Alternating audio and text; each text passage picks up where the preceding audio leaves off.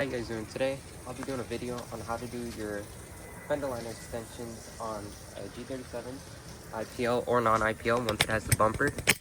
So basically what that is this little piece right here. The Nismos have it too. They tend to fall out because it's a little brittle piece of plastic. So you can either use sheet metal or I'm doing it with ABS plastic sheet. There's no videos on this online, so I hope this helps. Basically, you're left with this gap right here with any fender liner or splash shield. I'm in the process of doing a metal splash shield install, so I was gonna just do a video basically explaining both. Unfortunately, I'm missing the corner over there and the centerpiece splash shield, so I'll show you how to make basically both corners and the center. I started working on the center. So far, it's 40 inches wide. You can kind of see I drew the shape of the splash shield already. I'm gonna do 7 inches in length or a little more so I can bolt it in properly and have a little hangover. I might just do 7 inches in length. This is my center point. This is just there for reference. So without further ado, I'm gonna get this cut out and show you what's next.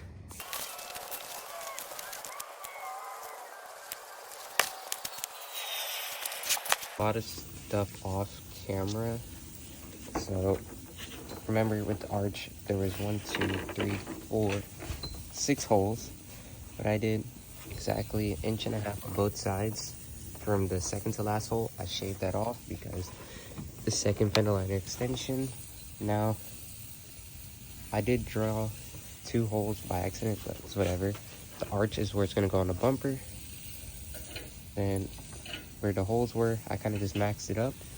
And then there's 2 holes that's more inward, I would say.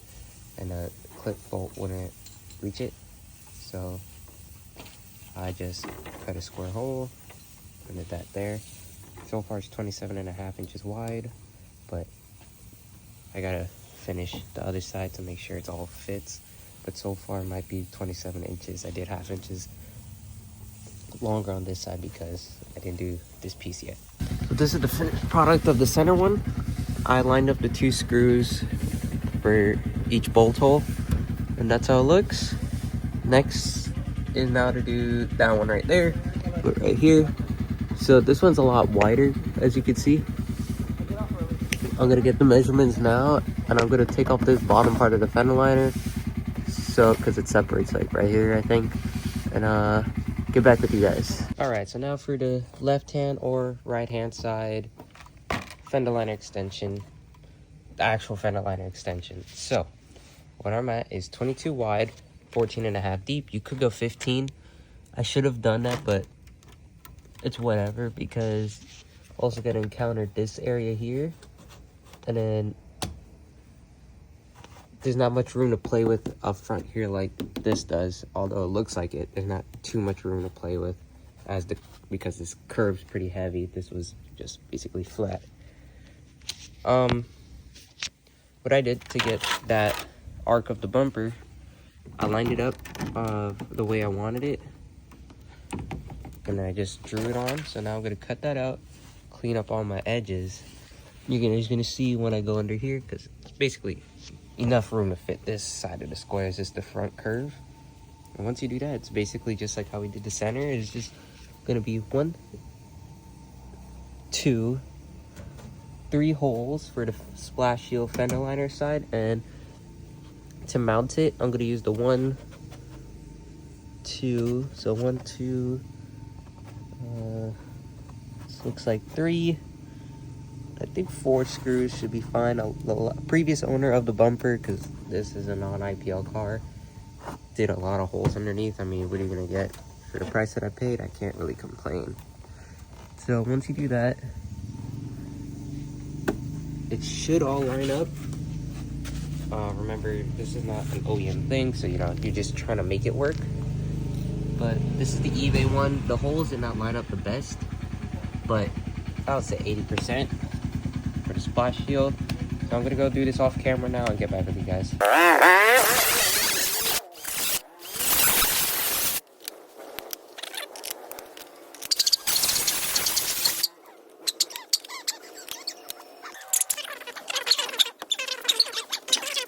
After I cut it out, I realized I accidentally cut it on the wrong side, so I'm not gonna have the rough bottom. It's fine, it's going underneath the car anyways. So after that's done, I cut a 5.5 by 15 rectangle out so it can clear the windshield washer bottle and stuff. I'm gonna go smooth all the edges out now on my grinding stone and get back with you guys from an underneath profile point of view. So just finished up and grinding it down and stuff. I'm gonna try and see if you guys can get a view underneath. So that's it, all test fitted. Now to mark up the holes, get it all done, and that's a job well done. Got the centerpiece, and this corner is legit the same if you were to do it on the opposite side. Thanks for watching, and I hope this video helps.